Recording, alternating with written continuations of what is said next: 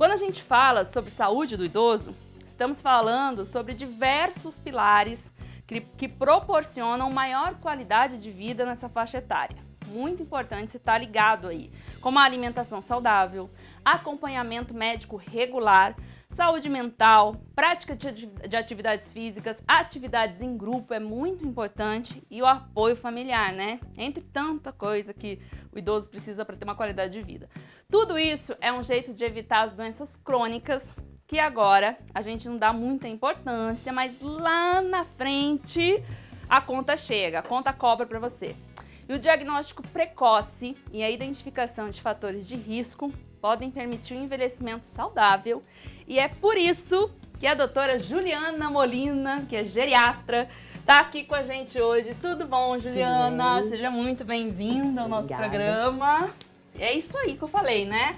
O idoso tem que estar bem, com uma saúde boa, funcional, ativo, né? Para ter uma qualidade de vida melhor. Exatamente, para eles realmente terem, assim, se sentirem importantes e úteis, né? Porque eu acho que é muito comum o idoso não se sentir útil, é isso mesmo? Sim, cada vez mais, né? Agora com esse etarismo, com as pessoas, né? É bem complicado, mas eles estão tendo o espaço dele, né? Precisa ter, né? E quais que são, assim, os principais problemas de saúde, ou as principais doenças que os idosos são acometidos, né, mais frequente? Então, agora, né, com o envelhecimento da população, eles ficando cada vez mais longevos, mudou um pouco as doenças, né? Antigamente eram mais transmissíveis e agora são crônicos não transmissíveis, como a hipertensão, a diabetes, a dislipidemia, né? As doenças osteoarticulares, a demência, né? E o câncer. Mas o principal pilar da geriatria, que a gente fala que é as síndromes geriátricas, que são os gigantes da geriatria, são os 5 Is, né? Que é a incapacidade cognitiva, a incontinência urinária, a imobilidade, né? A incapacidade de insuficiência, né? Da familiar. E com isso, o que acontece? Vira um ciclo vicioso. Vou dar uma dica, vamos falar. Por exemplo, um exemplo, né? Um idoso e a iatrogenia, que é uma das mais importantes. Qual? Iatrogenia. Iatrogenia.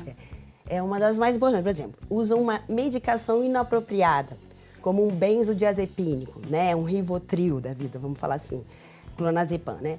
Então, ele dura dias no organismo. Então, o que o idoso faz? Ele vai, tem uma incontinência urinária, que também é da grande síndrome. Ele vai levantar à noite para ir ao banheiro. Ele está sonolento porque ele tomou a medicação inapropriada. Ele cai, daí por causa da instabilidade postural. Sim. E aí ele fratura o fêmur e aí ele faz a síndrome do imobilismo, que fica acamado. E aí difícil depois de reabilitar. Então, isso que acontece às vezes também ao tomar banho. Sim, escorregar, né? Cair. Então, por isso é a importância do geriatra, né? Na consulta do idoso, porque a maioria deles não vão. Tem muitos pacientes, até médicos, que vão com 75 anos na primeira consulta, né? E é muito importante esse acompanhamento de perto para ver essas fragilidades, né? Sim, e aí assim, falando nisso, a partir de que idade que seria bacana ir ao geriatra? Já fala, não, a partir de agora, esse é o meu doutor, essa é a minha doutora, o geriatra. A partir de 60 anos, que é o atendimento do idoso, né? Mas quanto menos, melhor para você prevenir. Quando você tiver com 60, você já chegar melhor. Porque com 29 anos a gente começa a envelhecer, né? A primeira que envelhecer é a pele. Então, assim, eu tenho vários pacientes que vão com 40 a mais. Muitos que vão, porque então, quando para chegar lá, com 50 a mais já sim, pode ir. Você já tá bem, né? Não tá frágil. Essa é a prevenção, né? Mas é um tratamento diferente. O diferenciado. Trata diferente de um médico geral. Totalmente, porque a gente tem a nossa avaliação geriátrica ampla, que a gente vê todos esses sinais, né, de risco do idoso, como eu te falei, os riscos de queda, as fragilidades, as incontinências, né? E tem muita coisa, doutora, que é hereditária? que assim, não tá nesse controle, Sim. não tá nessas doenças que frequentemente atingem, que são realmente hereditárias e não tem como. Sim, aí, né, não tem como a gente... Tem, assim, por exemplo, uma hipertensão, que pode ser genética também, mas você, né, faz uma dieta de sal, faz uma atividade física, toma bastante líquidos, né? Então, menos gordura. Então, tudo isso, né, melhora também, né? Para não ficar tão ruim. E aí é o que entra, né? Quais que são as principais atividades ou colocar na rotina do idoso alguma coisa para que ele tenha mais saúde, para promover mais saúde para ele? Então, a melhor dica de qualidade de vida e envelhecimento saudável é a atividade física, sem dúvida. Idoso perde massa muscular, perde músculo, né? Então, quanto mais frágil vai ficando, mais difícil. Com 70 ele tá bem, mas com 80 já fica difícil de levantar da cadeira. Então, a atividade física é primordial, tem que fazer. Até porque já está provado que a atividade física é a única coisa que melhora e que reduz a demência de Alzheimer. É o único estudo que tem. E normalmente, quando se envelhece, assim, normalmente não se quer mais fazer, né? Acha que é mais pra quem é jovem, que é mais novo, faz esporte porque é novo, faz isso aqui porque é novo. Sim. E aí, é primordial, mais velha, tem que fazer. Atividade física, um pilates, uma hidroginástica. Não precisa fazer 30 minutos seguidos, você pode fazer 10, depois mais 10, depois mais 10, mas tem que fazer, é muito importante. É muito importante, até porque os músculos precisam estar fortalecidos para o caminhar, para fazer alguma Para quando chegar nos 80, nos 90, que né? Não consegue caminhar dentro da própria casa, né? Sim. Tá muito fraquinho, muito fragilizado. Sim, é muito comum. E você, doutora, falou sobre a incontinência urinária. Mas a gente percebe também que os idosos são muito afetados pela infecção urinária, não é? Por que disso? E o que pode ser feito, de repente, um tratamento ou uma prevenção também para a infecção? A infecção urinária é muito comum no idoso, principalmente nos, né? E isso é um fator até que a gente vê bem comum quando a paciente fica confuso, né? Que a gente fala que é o delírio. E aí a gente vê que o paciente está com a urina forte, né? Porque a bexiga da mulher é mais curta, né? A uretra. Então, é mais comum de ter infecção de urina do que o homem, né? E a falta de tomar água, né? Não se hidrata muito. A limpeza também, a higiene, às vezes quando está muito frágil não consegue fazer, né? Então, hoje em dia tem várias prevenções, né? Se tiver infecção de repetição, né? Tem os antibióticos, tem as medicações que podem ser feitas. Tem sempre uma prevenção e um tratamento também nesse caso, né? Sim. E assim, falando da família desse idoso, como que a família pode ajudar na saúde mental e na saúde física do idoso? Porque realmente é como eu falei lá atrás, né? O idoso, ele vai se sentindo um pouco de lado, menos útil, ele vai sentindo que muita gente poupa o idoso. Não precisa você pode se machucar. Então, como que a família pode incluir, abraçar, cuidar desse idoso dessa forma? É muito importante o idoso o familiar ir na casa do idoso, conhecer a particularidade dele, a rotina dele, dia a dia, né?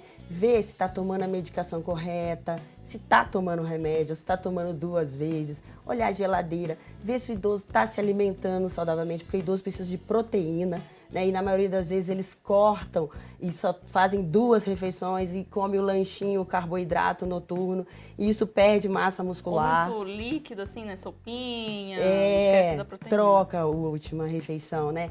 Então, vê se tá com fragilidade para ver também se precisa de barras no banheiro, né? Que isso é muito importante por causa do risco de queda, igual que eu falei, né? Que leva a síndrome do imobilismo. Então, é um olhar maior, ver se o idoso está muito sozinho, que isso leva à depressão, muito isolado, não é só no dia que vai na consulta. O que acontece muito, que eu vejo no pronto-socorro, que é muito triste, que vai visitar o idoso no Natal ou no Réveillon, e aí quando vai ver, que não vem há 1 ano, o idoso está lá, totalmente frágil, debilitado, e aí leva no pronto-socorro, porque o idoso está mal, caquético. E é nessa hora. Então, assim, é muito importante esse olhar da família, não abandonar os idosos, né? Não só nas datas especiais, e sim o dia a dia, né? Isso é muito importante, né, doutora Juliana? Né? Porque a gente vê que muitas vezes o idoso realmente é deixado de lado, ou ele vai realmente para uma casa de repouso, mas ele não recebe visita nenhuma de ninguém, né? Sim, então, assim, mais que ele tenha um outro cuidado, que você possa até pagar por um cuidado bom, a sua presença nada substitui, né? Nada. Nenhum dinheiro, nada. E outra coisa que a gente queria entender é assim, a pessoa faz a atividade dela, né? Ela é importante, tudo isso, mas na questão da mente, né, do idoso, principalmente a memória, que vai começando a afetar. Quais atividades também, além das físicas, pode ser feito para memória, assim, porque vai realmente falhando, né? Às vezes pode até piorar, né? Sim, a memória é muito importante você aprender coisas novas. Porque quando você tem uma demência, você perde a memória nova, a recente. A antiga, ela continua, tanto é que os idosos lembram de tudo, lembra, né? Conta todas as histórias antigas, mas, por exemplo... A memória antiga é muito ativa, é né? preservada. Agora, a memória recente, ele já não consegue mais. Então, por exemplo, lê um livro, pede para te explicar, o que você leu? Né? Viu a novela? O que passou na novela hoje? Entendeu? Porque fazer... É basicamente isso, aprender coisas novas. Porque isso faz... por exemplo, aprender inglês se ele não sabe, um espanhol. Isso entra também na coisa dele se sentir útil. Também. Né? Ele se sentir importante para aquela família. A família que pergunta, como foi seu dia? Como foi a novela? Ele se sente melhor também. Sempre querendo aprender coisas novas e não o que já sabe. E isso é muito importante. Aquilo que falam do jogo de memória, palavras, caça-palavras, palavras cruzadas, também é bom? São bons, mas é o que eu te falei, porque a pessoa já aprendeu isso, ela já sabe palavra cruzada, já entende que... Então, é uma coisa consolidada na memória dela. Então, não é uma coisa nova. Não que isso não seja boa, mas se puder aprender coisas novas, é melhor. Entendi. Doutora, eu quero te agradecer muito pela sua presença aqui no programa. Tenho certeza que muita gente aí tirou alguma dúvida, recebeu maiores informações sobre esse assunto que é tão importante. Então, muito obrigada. Que agradeço, quero deixar seu contato, né, que vai aparecer pra gente daqui a pouco. A doutora Juliana Molina tem o site dela. Então, assim, podem entrar em contato com ela, podem marcar a sua consulta. É isso, né? Obrigada, doutora. Eu que agradeço. Agradeço Bom muito. feriado. Bom,